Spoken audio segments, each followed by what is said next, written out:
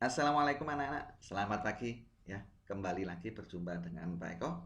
Kali ini kita akan belajar tema 6 subtema ketiga.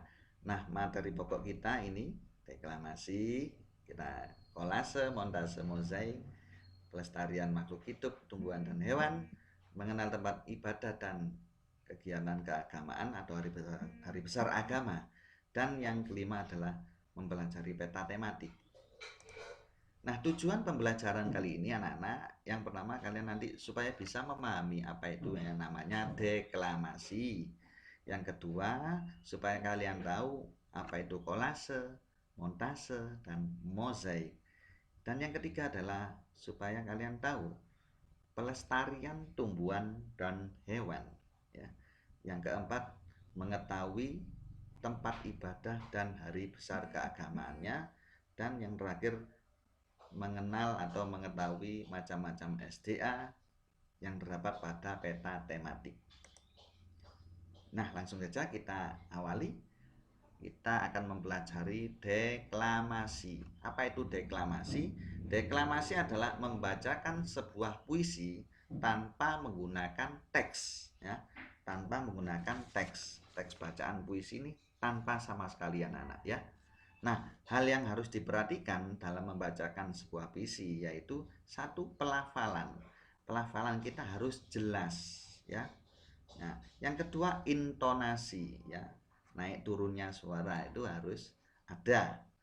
Nah, yang ketiga adalah ekspresi penjiwaan kita. Ekspresi kita. Kita lihat, kita sesuaikan puisinya. Kalau puisi tersebut temanya senang, maka ekspresi kita harus senang.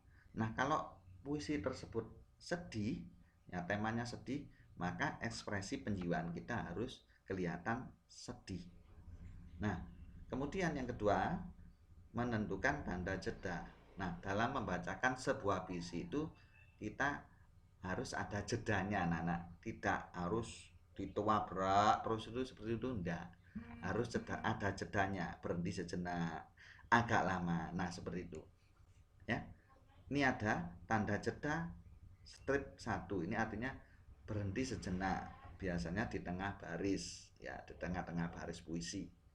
Kemudian strip kedua, berhenti agak lama, biasanya pada koma di akhir baris, akan tetapi puisinya masih ada, ya, belum habis.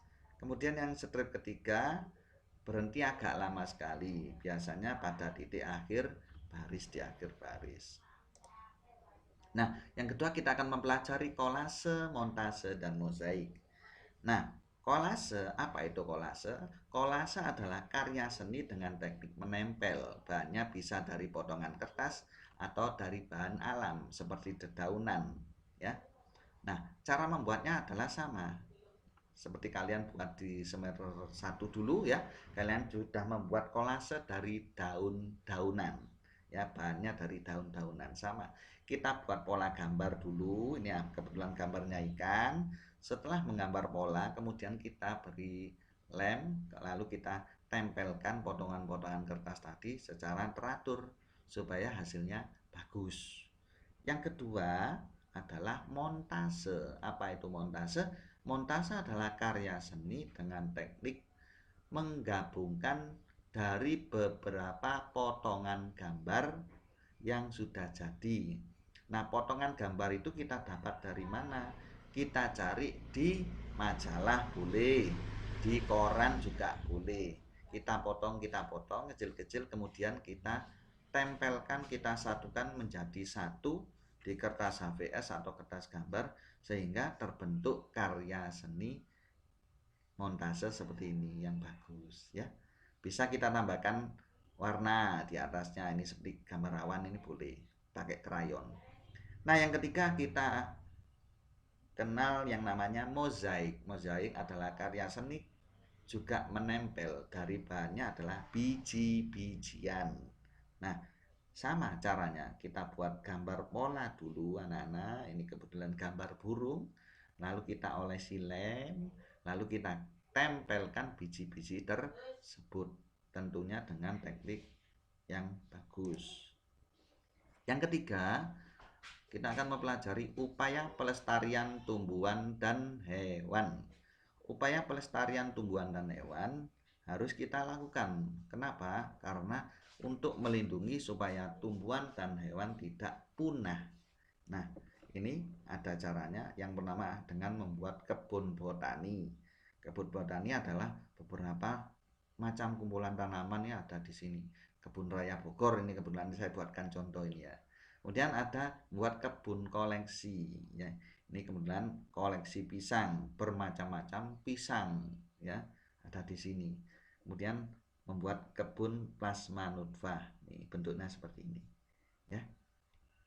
Kemudian yang kedua, upaya pelestarian hewan.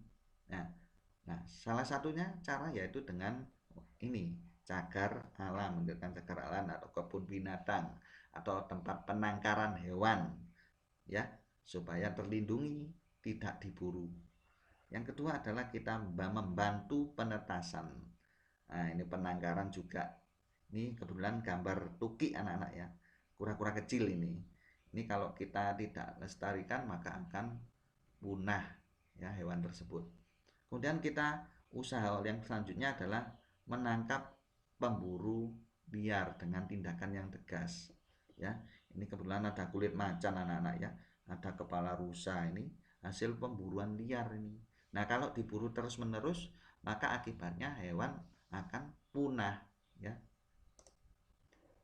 Yang keempat, tempat ibadah dan hari besar keagamaan. Nih gambar yang pertama, kalian tahu apa ini? Ya, masjid. Masjid adalah tempat ibadah umat Islam.